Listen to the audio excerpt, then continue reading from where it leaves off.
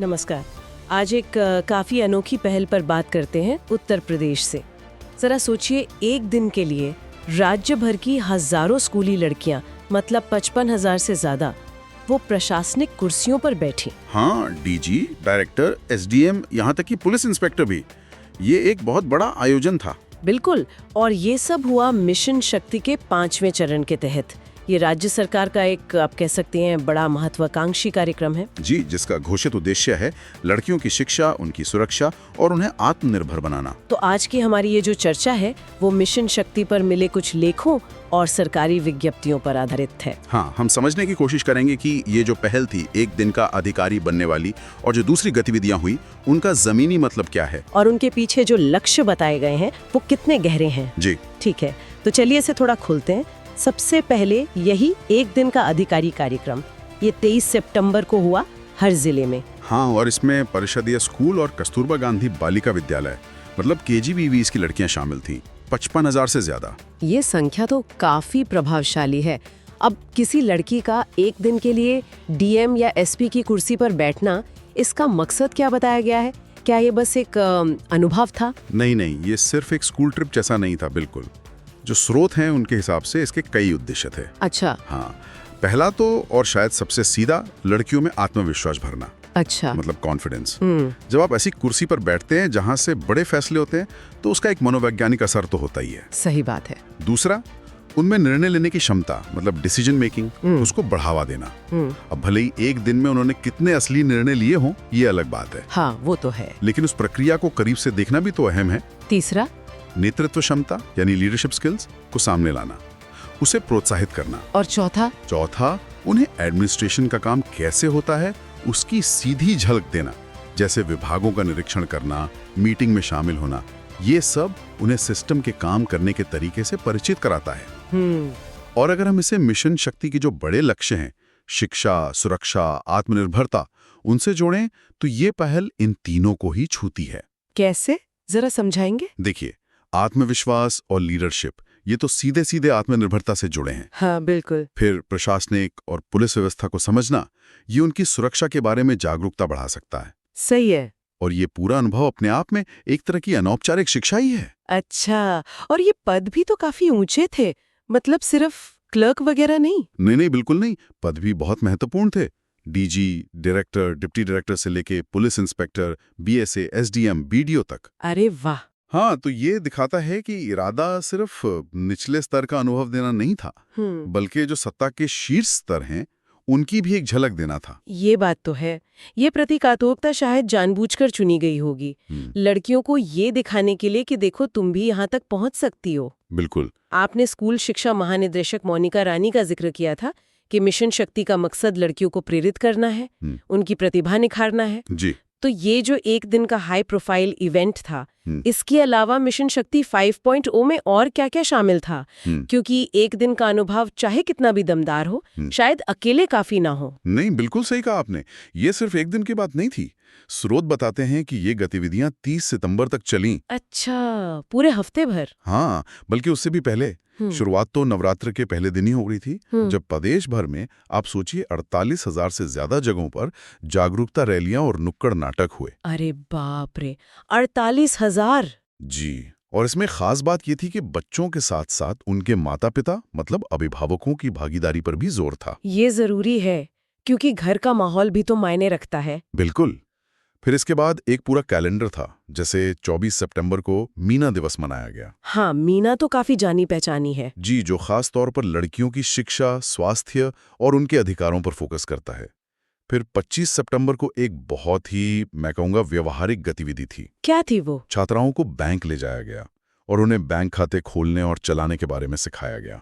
बैंकों का भ्रमण और खाता चलाना सीखना, ये हुई ना जमीनी स्तर की बात। हाँ, ये सीधे सीधे फाइनेंशियल लिटरेसी और आत्मनिर्भरता से जुड़ा कदम है। अक्सर हम बड़ी बड़ी बातें करते हैं, पर पैसे का मैनेजमेंट ना जानना एक बहुत बड़ी रुकावट बन जाता है। सही कहा। इसके आगे क्या था? 26 सितंबर को स्कूलों में ऐसी महिलाओं को बुलाने की योजना थी जिन्होंने अपने अपने फील्ड में कामयाबी हासिल की है। जैसे कोई उद्यमी या अधिकारी? हाँ, या कोई कलाकार, कोई भी। छात्राओं का उनसे सीधा संवाद कराना, वो सवाल पूछ सकें, प्रेरणा ले सके, मतलब रोल मॉडल बनाने की कोशिश। ये अच्छा है। फिर 27 सितंबर को एक और बहुत महत्वपूर्ण कदम, थानों का भ्रमण। थानों का? जी, और यहाँ दिलचस्प बात यह है कि उन्हें सिर्फ थाना घुमाना नहीं था, तो फिर बल्कि FIR मतलब फर्स्ट इन्फॉर्मेशन रिपोर्ट, वो कैसे दर्ज होती है उसकी प्रक्रिया समझाना भी था। अरे वाह, ये तो कमाल है। ये तो सीधे सीधे उनकी सुरक्षा और कानूनी अधिकारों से जुड़ा है। बिल्कुल, FIR की प्रक्रिया समझना ये तो बहुत से बड़ों को भी ठीक से नहीं पता होता। लड़कियों के लिए जानना तो और भी जरूरी है। हाँ, ताकि जरूरत पड़ने पर वो हिचके नहीं। ये सुरक्षा वाले पहलू को वाकई मजबूती देता है। और आगे 28 सितंबर को सामाजिक मुद्दों पर फोकस था, जैसे बाल विवाह जैसी जो कुरीतियां हैं उनके खिलाफ जागरूकता और महिलाओं के कल्याण के लिए जो सरकारी योजनाएं चल रही हैं उनकी जानकारी देना। 29 सितंबर को उनके कानूनी अधिकार और दूसरी योजनाओं पर और विस्तार से बात होनी थी। ठीक है। और आखिर में 30 सितंबर को सरकारी अस्पतालों का दौरा, हेल्थ चेकअप और स्वास्थ्य सलाह का कार्यक्रम था। यानी सेहत पर भी ध्यान। जी, उनके स्वास्थ्य और कल्याण पर फोकस, जो सशक्तिकरण का एक बहुत जरूरी हिस्सा है। तो मतलब देखा जाए तो एक दिन का अधिकारी वाली वो जो प्रतीकात्मक पहल थी, उसके साथ साथ व्यवहारिक जीवन कौशल, जागरूकता और प्रेरणा देने वाली गतिविधियों का एक पूरा पैकेज था। बिल्कुल सही। ये तो वाकई एक व्यापक नजरिया लगता है। मतलब सिंबोलिज्म से लेकर प्रैक्टिकल स्किल्स और अवेयरनेस तक सब कुछ। बेसिक शिक्षा मंत्री संदीप सिंह का भी बयान था कि सरकार का उद्देश्य लड़कियों को सशक्त, जागरूक और समाज का नेतृत्व करने लायक बनाना है। जी, और मिशन शक्ति 5.0 उसी दिशा में कदम है, ऐसा कहा गया। आपने अभिभावकों की भागीदारी और सफल महिलाओं से बातचीत का जिक्र किया। यहाँ बात वाकई दिलचस्प हो जाती है। ये चीजें कैसे इस पूरी तस्वीर को पूरा करती हैं? मतलब सिर्फ स्कूल की गतिविधियां शायद काफी ना हो। अगर हम इसे बड़ी तस्वीर से जोड़ें तो ये तत्व बहुत ही महत्वपूर्ण है। देखिए, अभिभावकों की भागीदारी इसलिए जरूरी है क्योंकि लड़कियों का आत्मविश्वास, उनकी आकांक्षाएं, ये बहुत हद तक घर के माहौल पर और माता-पिता के सपोर्ट पर निर्भर करती हैं। हाँ, ये तो है। अगर स्कूल में उन्हें सशक्त बनाने की कोशिश हो रही है, लेकिन घर पर मान लीजिए वही पुरानी सोच हावी है, तो असर तो सीमित रह जाएगा ना। सही बात। इसलिए अभिभावकों को इस प्रक्रिया में शामिल करना, उन्हें भी जागरूक करना, इस पहल के असर को गहरा कर सकता है। और सफल महिलाओं से संवाद, उसका महत्व भी सिर्फ प्रेरणा देने तक ही नहीं है।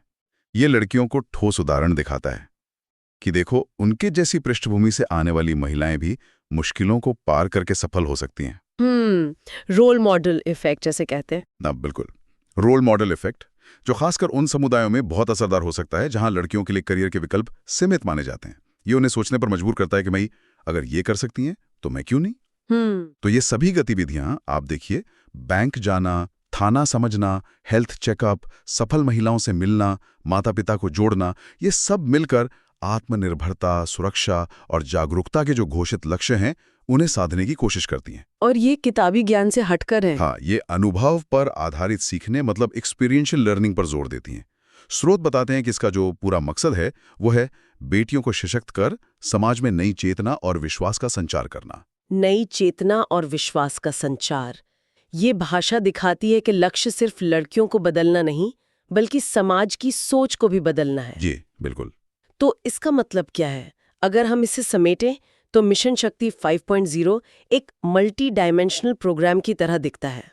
एक तरफ वो एक दिन का अधिकारी जैसी हाई विजिबिलिटी प्रतीकात्मक पहल है जो 55,000 से ज्यादा लड़कियों को सत्ता के अनुभव की एक झलक दे रही है, जिसका मकसद आत्मविश्वास जगाना है, लीडरशिप क्वालिटीज उभारना है। जी। दूसरी तरफ पूरे हफ्ते चलने वाली प्रैक्टिकल गतिविधियां हैं, फाइनेंशियल लिटरेसी के लिए बैंक, कानूनी जागरूकता के लिए थाना और FIR की जानकारी, हेल्थ अवेयरनेस के लिए अस्पताल, सामाजिक जागरूकता भी, बाल विवाह योजनाएं। हाँ, सामाजिक जागरूकता और प्रेरणा के लिए सफल महिलाओं से बातचीत।